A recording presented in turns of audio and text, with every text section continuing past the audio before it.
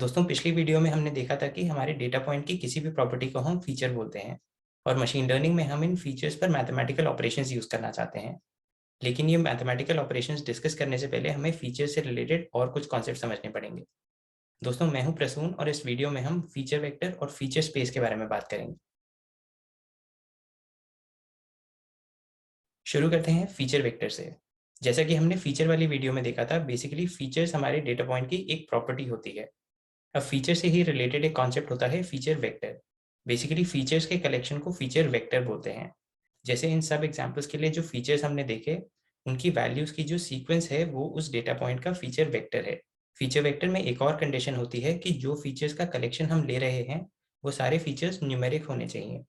तो अगर हमारे पास नॉन न्यूमेरिक फीचर्स भी हैं तो हमें उन्हें न्यूमेरिक फीचर्स में कन्वर्ट करना पड़ेगा। बाइनरी और कैटेगोरिकल फीचर्स को तो न्यूमेरिक में कन्वर्ट करना काफ़ी सिंपल होता है। बेसिकली येस को 1 और नो को 0 में कन्वर्ट कर सकते हैं और इसी तरह मेल को 0 और फीमेल को 1 में कन्वर्ट कर सकते हैं। इसी तरह अगर हमारे फीचर्स की वैल्यू किसी और टाइप की है तो उसको भी हम न्यूमेरिकल फीचर्स में कन्वर्ट कर सकते हैं। तो फीचर वेक्टर एक स्टैंडर्ड रिप्रेजेंटेशन है मशीन लर्निंग में अपने डेटा को न्यूमेरिकली रिप्रेजेंट करने के लिए, जिसके ऊपर हम मैथमेटिकल ऑपरेशंस लगा सकते हैं। फ्यूचर वीडियोस में जब हम अलग-अलग एल्गोरिथम्स डिस्कस करेंगे तब हम यूजुअली ये अज्यूम करेंगे कि हमारी इनपुट्स ऑलरेडी फीचर वेक्टर की तरह रिप्रेजेंटेड है। ये फीचर वेक्टर्स बनाने के लिए हम फीचर इंजीनियरिंग या फीचर एक्सट्रैक्शन यूज कर सकते हैं, जैसा कि हमने फीचर्स वाली वीडियो में डिस्कस किया था। अब बात करते हैं फीचर स्पेस की। सपोज हमारे पास एक क्लासिफिकेशन टास्क है जैसे स्पैम फिल्टरिंग, या रिग्रेशन टास्क है जैसे हाउसेस की प्राइस प्रेडिक्ट करना। तो इन दोनों टास्क में ही हमारे पास एक डेटा सेट होगा जिसमें डेटा पॉइंट्स होंगे x1 x2 and so on, और हर डेटा पॉइंट के साथ एक लेबल होगा y1 y2 and so on. अब हम अपने डेटा पॉइंट्स को एक ग्राफ पे रिप्रेजेंट करना चाहते हैं ताकि हम उन्हें अच्छे से विजुअलाइज कर पाएं। सपोज हमारे पास दो न्यूमेरिकल फीचर्स हैं, मतलब हम किसी भी डेटा पॉइंट xi को दो वैल्यू से रिप्रेजेंट कर रहे हैं। फॉर एग्जाम्पल स्पैम फिल्टरिंग में नंबर ऑफ वर्ड्स और नंबर ऑफ स्पेलिंग एरर्स। अब अगर हम xi को एक ग्राफ पे प्लॉट करना चाहते हैं तो हम पहले xi के लिए इन दोनों फीचर्स की वैल्यूज निकालेंगे और उससे एक फीचर वेक्टर बनाएंगे। फिर इस फीचर वेक्टर में जो पहली वैल्यू है उसको हम x कोऑर्डिनेट की तरह यूज कर सकते हैं और जो दूसरी वैल्यू है उसको हम y कोऑर्डिनेट की तरह यूज कर सकते हैं। तो इससे हमें अपने ग्राफ पे एक पॉइंट मिल जाएगा जो xi को रिप्रेजेंट करता है। इसी तरह हम अपने डेटा सेट के सारे डेटा पॉइंट्स को इस ग्राफ पे पॉइंट्स की तरह रिप्रेजेंट कर सकते हैं। ये जो टू डायमेंशनल ग्राफ है जिसमें हम अपने डेटा पॉइंट्स को रिप्रेजेंट कर रहे हैं, इसको फीचर स्पेस बोलते हैं, क्योंकि इस ग्राफ में हर एक्सिस एक फीचर को रिप्रेजेंट कर रही है। अभी तक जो हमने ग्राफ्स देखे उनमें सिर्फ डेटा पॉइंट्स या एक्स की इन्फॉर्मेशन है, लेकिन लेबल्स की कोई इन्फॉर्मेशन नहीं है। मतलब जैसे अगर हम एक ये पॉइंट कंसिडर करते हैं तो हम इस पॉइंट को देखकर ये बता सकते हैं कि इस डेटा पॉइंट के फीचर्स की क्या क्या वैल्यूज हैं, लेकिन इस पॉइंट से हमें इस डेटा पॉइंट के लेबल के बारे में कुछ नहीं पता चलता।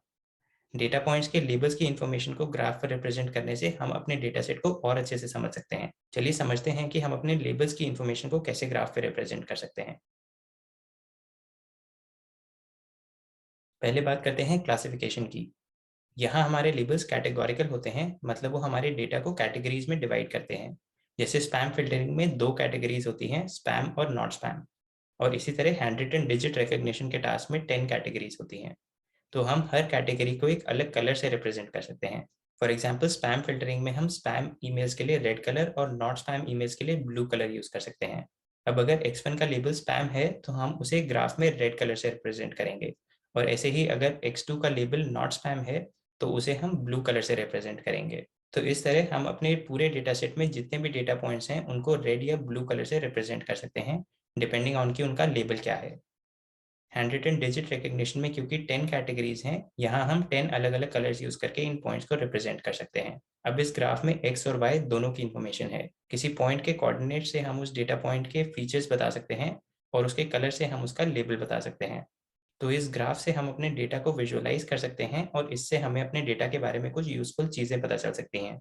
जैसे रेड पॉइंट्स मोस्टली इस पार्ट में हैं, मतलब स्पैम ईमेल्स के लिए यूजुअली नंबर ऑफ वर्ड्स की वैल्यू कम होगी और नंबर ऑफ स्पेलिंग एरर्स की वैल्यू ज़्यादा होगी। इसी तरह की इनसाइट्स कभी-कभी एल्गोरिथम्स बनाते टाइम या अपने एल्गोरिथम को एनालाइज करते टाइम हेल्पफुल होती हैं। अब बात करते हैं रिग्रेशन की।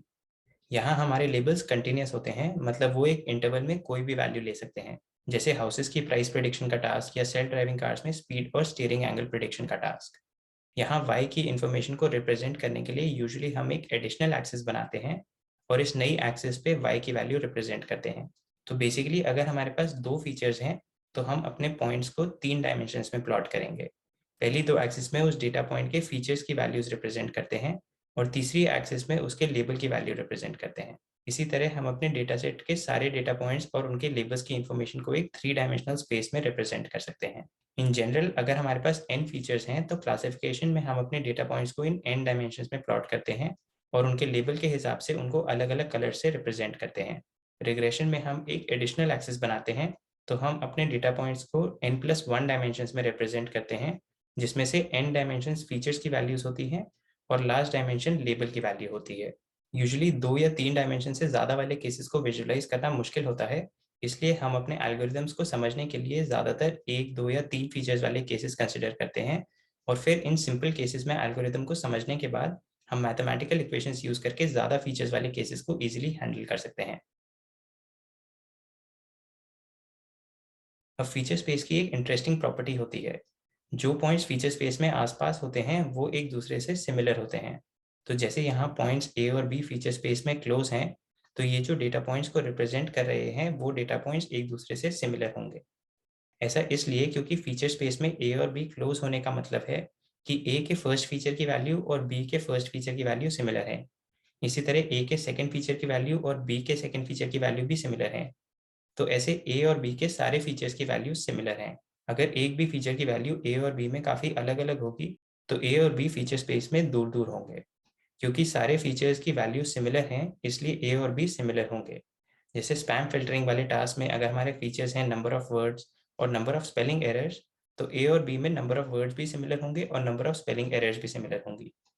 तो इसलिए ए और बी सिमिलर होंगे। ये प्रॉपर्टी काफ़ी इंपॉर्टेंट है और फ्यूचर वीडियोस में हम देखेंगे कि कैसे हम ये प्रॉपर्टी को यूज़ करके एल्गोरिदम्स बनाते हैं। तो दोस्तों फिलहाल इस वीडियो में इतना ही। चलिए रिव्यू कर लेते हैं हमने जो भी देखा है उसे। पहले हमने फीचर वेक्टर की डेफिनेशन डिस्कस करी। हमारे डेटा पॉइंट के फीचर्स के कलेक्शन को फीचर वेक्टर बोलते हैं। फीचर वेक्टर में ऐड करने से पहले हमें अपने फीचर्स को न्यूमेरिकल फॉर्म में कन्वर्ट करना होता है। फिर हमने फीचर स्पेस के बारे में बात करी। अपने डेटा पॉइंट्स को ग्राफिकली रिप्रेजेंट करने के लिए हम उनके फीचर वेक्टर्स को अलग अलग एक्सेस पे प्लॉट करते हैं और इससे हम हर डेटा पॉइंट को इस ग्राफ पे एक पॉइंट की तरह रिप्रेजेंट कर सकते हैं। इस ग्राफ को फीचर स्पेस बोलते हैं। फिर हमने देखा कि क्लासिफिकेशन में हम लेबल्स की इंफॉर्मेशन को रिप्रेजेंट करने के लिए अलग अलग कैटेगरीज के डेटा पॉइंट्स को अलग अलग कलर से रिप्रेजेंट करते हैं और रिग्रेशन में हम अपने लेबल्स को एक एक्स्ट्रा एक्सेस यूज करके रिप्रेजेंट करते हैं। फाइनली हमने फीचर स्पेस की एक इंपॉर्टेंट प्रॉपर्टी डिस्कस करी। जो पॉइंट्स फीचर स्पेस में आसपास होते हैं वो एक दूसरे से सिमिलर होते हैं। दोस्तों अगर आपको ये वीडियो पसंद आई तो इसे लाइक और शेयर जरूर कीजिए और चैनल को सब्सक्राइब करना मत भूलिए।